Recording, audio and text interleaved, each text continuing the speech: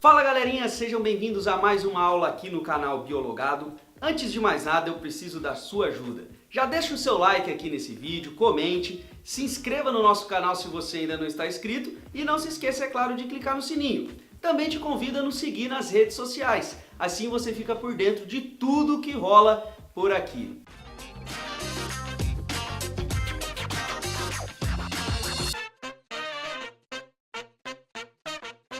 Na aula de hoje nós iremos falar sobre transportes através da membrana plasmática. E eu recomendo que você assista a aula de estrutura da membrana, que está nesse link aí, assim você vai compreender melhor os fenômenos explicados nesta aula que se segue. Alguns conceitos também são muito importantes para a gente entender as explicações a seguir, tá? O primeiro deles é a questão do soluto e do solvente. O que é um soluto e o que é um solvente? Soluto é tudo aquilo que está dissolvido em um solvente.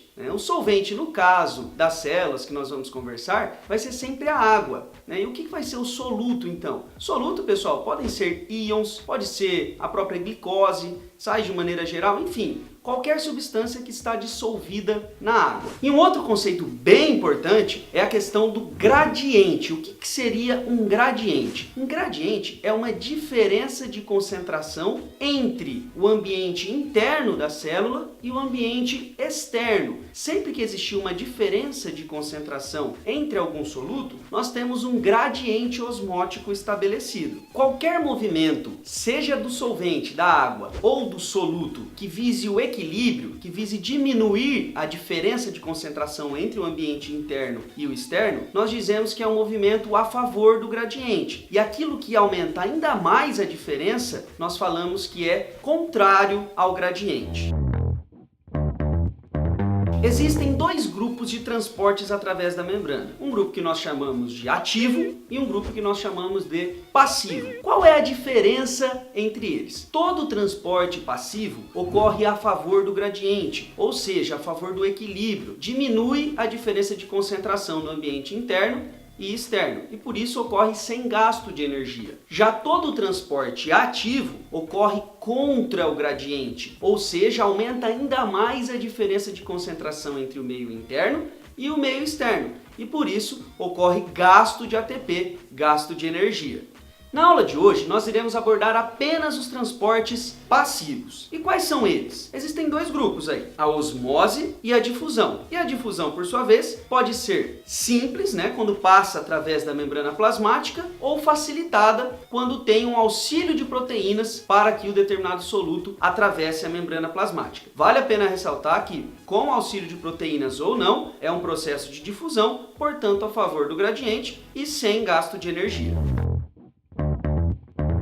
Vamos começar então falando do processo de difusão simples. Como toda difusão, quem se movimenta vai ser sempre o soluto. E o soluto vai se movimentar do meio mais concentrado, o qual nós chamamos de hipertônico, para o meio menos concentrado, o qual nós chamamos de hipotônico. Por exemplo, se existe maior concentração de determinada substância fora da célula e menor concentração dentro da célula, se esta substância consegue atravessar a membrana sem nenhuma ajuda, a tendência é que ela entre até que se equilibre as concentrações. Este seria um processo de difusão simples. Já na difusão facilitada, essa diferença de concentração também existe. E aí, mesmo que eu tenha muitos íons fora da célula e poucos íons dentro da célula, por não conseguirem atravessar, eles precisam de uma ajuda. Então vai existir uma proteína que vai possibilitar que este íon entre também na célula. Perceba que, seja difusão simples ou difusão facilitada, sempre o movimento vai ser do meio mais concentrado para o meio menos concentrado, sem gasto de energia e a favor do gradiente. O outro tipo de transporte passivo é chamado de osmose. Quando é que ocorre osmose? Ocorre osmose, pessoal, quando o soluto de nenhuma maneira consegue atravessar essa membrana plasmática. Então, quem vai fazer o movimento a favor do equilíbrio não será o soluto, e sim a própria água, que é, no nosso caso, o solvente. Dessa forma, ao contrário da difusão, a água sempre vai se movimentar do meio hipotônico,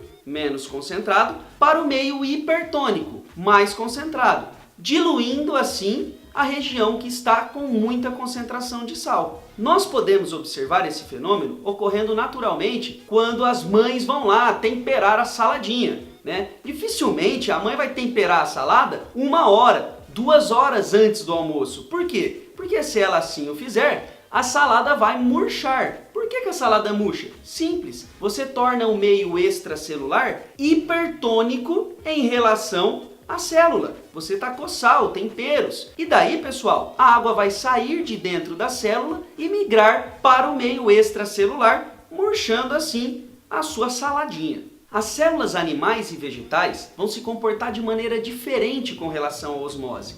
Isso porque as células vegetais têm a parede celular ao redor da membrana plasmática. E diferentemente da membrana plasmática, a parede celular é rígida. Então a gente vai ver que vai ocorrer algumas diferencinhas aí por conta da presença da parede celular nas células vegetais, a qual está ausente nas células animais. Vamos dar uma olhadinha nesse esquema para facilitar o nosso entendimento. Ok, aí vai abrir o quadro lá, eu não vou nem aparecer nesse momento. Nós temos 3 possibilidades então. Vamos colocar aqui uma hemácia, uma célula animal e uma célula vegetal em 3 tipos de soluções. A primeira solução é isotônica, ou seja, tem a mesma concentração que o interior das células. Dessa forma, a mesma quantidade de água que entra nas células animais e vegetais também sai, ou seja, não existe uma alteração no volume. Quando nós colocamos as células animais e vegetais em uma solução hipertônica, ou seja, que tem uma maior concentração de solutos, lembra que a água sempre vai de onde está menos concentrado para onde está mais concentrado, buscando diluir essa região extremamente concentrada. Então, em uma solução hipertônica, nós esperamos a saída de água de dentro das células. No caso da célula animal, quando ocorre uma saída de água excessiva, a célula pode morrer. Esse é o estado que nós chamamos de crenação. Já na célula vegetal, quando ocorre uma saída muito grande de água, a membrana se descola da parede celular e o vacúolo, que também armazena água, tende a ficar reduzidinho, pequenininho. Nesse momento, nós falamos que a célula vegetal está em estado de plasmólise. É o estado em que ela se encontra quando a salada fica murcha, por exemplo. Já quando colocamos uma célula animal, no caso a hemácia, e uma célula vegetal em uma solução hipotônica, ou seja, em que a concentração é menor do que no interior das células, vai estar mais concentrado então no interior das células. Dessa forma, a água entra na célula. E quando a água entra na hemácia, por exemplo, a hemácia não tem uma parede celular. Então, se entrar muita água, a tendência é que essa hemácia exploda, ocasionando então um fenômeno que nós chamamos de hemólise. Já na célula vegetal, a água não vai entrar indefinidamente, porque existe a parede celular que é rígida e exerce uma pressão contrária à entrada de água. Então a célula fica bem cheinha, que nós chamamos de túrgida. Contudo, ela não vai explodir, uma vez que a parede celular segura a entrada excessiva de água. Esse estado nós chamamos então de deplasmólise.